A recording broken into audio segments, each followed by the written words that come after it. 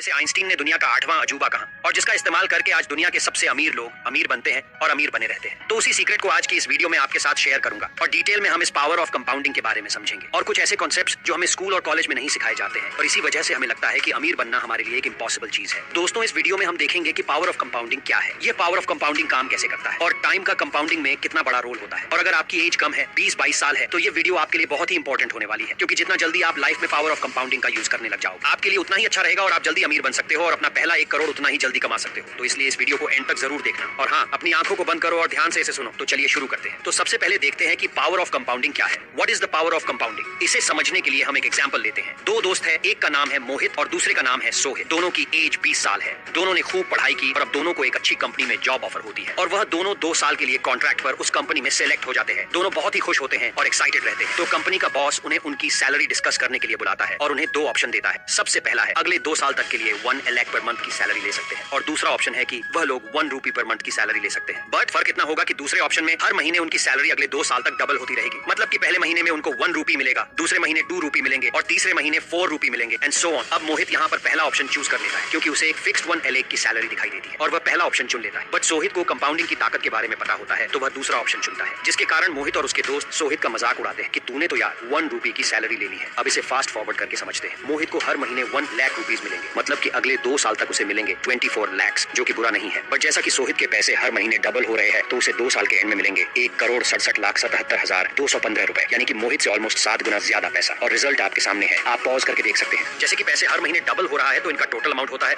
1,67,77,215 rupees. अब आप देखोगे कि इसमें हमें जो मिल रहा है वह है 100% रिटर्न, जो कि पॉसिबल नहीं है। बट इस चार्ट से हमें बहुत कुछ सीखने को मिलता है। जैसे कि अगर आप देखोगे तो इस पूरे अमाउंट की आधी वैल्यू तो हमें आखिरी महीने में ही मिली है और स्टार्ट में तो हमें बस 1 रुपी मिल रहा था, इसलिए स्टार्टिंग में हमें इतना अच्छा पैसा दिखाई नहीं देता है और बहुत से लोग इसे समझ नहीं पाते हैं और वह लोग गिव अप कर देते हैं। बट अगर आप लॉन्ग टर्म में देखोगे तो आपको पता चलेगा कि कंपाउंडिंग की ताकत क्या होती है। चलिए दोस्तों, अब हम पावर ऑफ कंपाउंडिंग को और आसान भाषा में समझते हैं। Concept of compounding. चलिए एक और एग्जांपल लेते हैं। वापस से वही 2 दोस्त हैं, मोहित और सोहित। अब वह दोनों 2 लाख रुपीज इन्वेस्ट करते हैं और ऐसी जगह पर इन्वेस्ट करते हैं जहां पर उन्हें 15% का ईयरली रिटर्न मिलता है। तो साल के एंड में उन दोनों को मिलता है 30,000 रुपए का रिटर्न। अब हम मोहित को तो जानते ही हैं, तो मोहित उन 30,000 रुपए को विथड्रॉ कर लेता है और अपने लिए एक नया स्मार्टफोन खरीद लेता है और बाकी के 2 लाख रुपीज को वापस से इन्वेस्ट कर देता है, क्योंकि वह अभी तक कंपाउंडिंग की ताकत को नहीं समझ पाया है। लेकिन सोहित ने उस 30,000 रुपए के प्रॉफिट को इन्वेस्टेड ही रखा और विथड्रॉ नहीं किया। अब अगले साल उन दोनों को वापस से 15% का रिटर्न मिलता है और मोहित वापस से उन 30,000 रुपए को फ्री मनी समझकर वापस से विथड्रॉ कर लेता है और सारे पैसे शॉपिंग में उड़ा देता है। लेकिन सोहित को सेकंड ईयर में 30,000 की जगह 34,500 का रिटर्न मिलता है, क्योंकि उसने अपने 30,000 रुपए को इन्वेस्टेड रखा था। तो उन 30,000 रुपए का भी उसे रिटर्न मिला है, इसलिए सोहित को दूसरे साल 4,500 रुपए का ज्यादा इंटरेस्ट मिला। अब दोस्तों, यहाँ तक आपको समझ आ रहा होगा और अभी यह अमाउंट आपको इतना बड़ा नहीं लग रहा होगा, पर आपको पता है कि आप इससे तो अमीर नहीं बन पाओगे। अब फास्ट फॉरवर्ड करके आगे जाते हैं। मान लो कि 15 साल निकल गए। मोहित हमेशा की तरह अपने 15% रिटर्न को विथड्रॉ कर लेता है और अपने शौक में उड़ा देता है। तो सोहित को 15 साल बाद जो रिटर्न मिलेगा वह है 2,12,271 रुपए, यानी कि जहां मोहित को अभी भी साल के 30,000 इंटरेस्ट ही मिल रहा है, जबकि सोहित को मिल रहे हैं 2,12,271 रुपए और मोहित का अभी भी टोटल अमाउंट 2 लाख रुपए ही है। जबकि सोहित का टोटल अमाउंट कंपाउंडिंग होकर हो गया है 16,27,412 रुपए, यानी कि मोहित के अमाउंट से लगभग 8 गुना ज्यादा। तो ये होता है पावर ऑफ कंपाउंडिंग। एक तरफ अगर आप अपने रिटर्न को नहीं निकालते हो और उसे भी साथ ही साथ ग्रो होने देते हो तो कुछ ही सालों में आपका पैसा कई गुना ज्यादा बढ़ जाता है। अब ऐसा क्यों हुआ? क्योंकि मोहित जी रहा था सिंपल इंटरेस्ट की लाइफ और सोहित जी रहा था कंपाउंड इंटरेस्ट की लाइफ। अब दोस्तों, हमें स्कूल में कंपाउंड इंटरेस्ट तो पढ़ाया जाता है, बट उसे अच्छे से लाइफ में यूज कैसे करना है वह नहीं सिखाया जाता है और स्कूल में यह कॉन्सेप्ट हमें बहुत ही मुश्किल लगता है। इसलिए हम हमेशा सिंपल इंटरेस्ट की लाइफ जीना ही पसंद करते हैं, क्योंकि वह हमें आसानी से समझ आ जाता है। बट अगर आप सही समय पर पावर ऑफ कंपाउंडिंग की पावर को समझ लेते हो तो आप कुछ ही सालों में अमीर बन सकते हो। तो अब टाइम की बात आ रही है, तो देखते हैं टाइम का कितना बड़ा रोल होता है पावर ऑफ कंपाउंडिंग में। Time in compounding. अब हम कंपाउंडिंग के सबसे इंपॉर्टेंट कंपोनेंट के बारे में देखेंगे, जो कि है टाइम। टाइम का कंपाउंडिंग में बहुत ही बड़ा रोल होता है। तो चलिए इसे एक और एग्जांपल से समझते हैं। एक है मोहित, जिसे आप अभी तक जान ही गए होंगे, और अब दूसरा दोस्त है चिंटू। और अब 5 साल हो चुके हैं और मोहित की एज हो चुकी है 25 साल और चिंटू की एज है अभी 30 साल। दोनों सोचते हैं कि हमें अपने पैसों को इन्वेस्ट करके अभी अपनी नेटवर्थ को बढ़ाना चाहिए और दोनों पैसे इन्वेस्ट करने का सोचते हैं और उनका टारगेट है कि 40 की एज तक पैसा इकट्ठा करना। और इस बार मोहित अपने गलतियों से सीख चुका है और वह अब 25 की एज में ही इन्वेस्ट करता है और उसे अब पावर ऑफ कंपाउंडिंग के बारे में भी समझ आ चुका है। तो दोनों 20,000 पर मंथ के हिसाब से इन्वेस्ट करना स्टार्ट कर देते हैं। तो जैसे कि हमें पता है कि मोहित की एज अभी 25 साल है और चिंटू की एज 30 साल। दोनों की एज में केवल 5 साल का फर्क है। तो बंटी ने 15 साल तक अपने पैसों को इन्वेस्टेड रखा और चिंटू ने 10 साल, और इन दोनों को हर साल रेट ऑफ इंटरेस्ट 12% मिला हुआ था। तो चलिए अब इस चार्ट को देखते हैं। मोहित अपनी पूरी लाइफ में टोटल इन्वेस्ट 36 लाख रुपीज करता है और Chintu total invest 24 lakh rupees करता है। दोनों को 12% का ईयरली रिटर्न मिल रहा है। तो 40 की एज तक मोहित की टोटल वेल्थ हो चुकी है लगभग 1 करोड़ और चिंटू की टोटल वेल्थ है 46 लाख रुपीज। तो देखा जाए तो दोनों का सब कुछ सेम था, लगाया हुआ amount, rate of return. Difference था तो बस 5 साल का। मोहित ने 5 साल पहले इन्वेस्ट इन्वेस्ट करना स्टार्ट किया था और चिंटू ने 5 साल बाद और चिंटू की टोटल वेल्थ मोहित से आधी है। तो अगर चिंटू को 1 करोड़ कमाना है तो उसे अगले 5 साल तक और इन्वेस्ट करना पड़ेगा, लेकिन तब मोहित की टोटल वेल्थ लगभग 2 करोड़ हो जाएगी। मतलब वापस से चिंटू से डबल। तो मोहित चिंटू से हमेशा आगे ही रहेगा क्योंकि मोहित पावर ऑफ कंपाउंडिंग के बारे में सीख चुका है। तो उसे पता है कि जो लोग जल्दी इन्वेस्ट करते हैं उन्हें कितना फायदा हो सकता है। उसी तरह अगर आप अपनी 20s में हो, आपकी एज 20 या 22 साल है, तो जल्दी से अपने पैसों को ग्रो करना स्टार्ट कर दो। और जरूरी नहीं कि आप महीने के 20,000 रुपए ही इन्वेस्ट करो, आप 1,000 से भी स्टार्ट कर सकते हो। बट आपको पता होना चाहिए कि कंपाउंडिंग कैसे काम करता है। स्टार्टिंग में हो सकता है कि आपके रिजल्ट छोटे हो सकते हैं, इतने छोटे हो सकते हैं कि आपको लगेगा कि हमारी वेल्थ बढ़ भी रही है या फिर नहीं। बट अगर आप वेट करोगे और अपने पैसों को ग्रो होने दोगे तो कुछ ही सालों में आप बहुत ही बड़ा डिफरेंस देखोगे। इसलिए जितना जल्दी आप स्टार्ट करोगे आपके लिए उतना ही बेटर है। इसलिए अगर आप अभी अपने 20s में हो और आप अभी किसी एक ऐसे आदमी को देखते हो जो कि 50 साल का है और उसके पास बहुत ज्यादा पैसा है, तो इसका मतलब यह नहीं है कि वह आपसे बहुत ज्यादा अमीर है, क्योंकि अभी आपकी लाइफ स्टार्ट हुई है और आपकी एज अभी उससे 30 साल कम है। और हो सकता है कि जब आप उसकी एज तक पहुंचोगे तो शायद आप उससे भी आगे निकल जाओ। इसलिए टाइम का बहुत ही बड़ा रोल होता है। इसलिए आप कहीं से भी 10-15% का रिटर्न कमा लेते हो तो उससे स्मार्टफोन लेने की बजाय उसे वापस से इन्वेस्ट कर दो, क्योंकि शायद 60 की एज में आपको 10-15 हजार रुपए ज्यादा ना लगे। बट आपको पता होना चाहिए कि इतना छोटा सा अमाउंट आगे जाकर कितना बड़ा बन सकता है। सो दोस्तों, आई होप कि इस वीडियो से आपको कुछ ना कुछ सीखने को जरूर मिला होगा।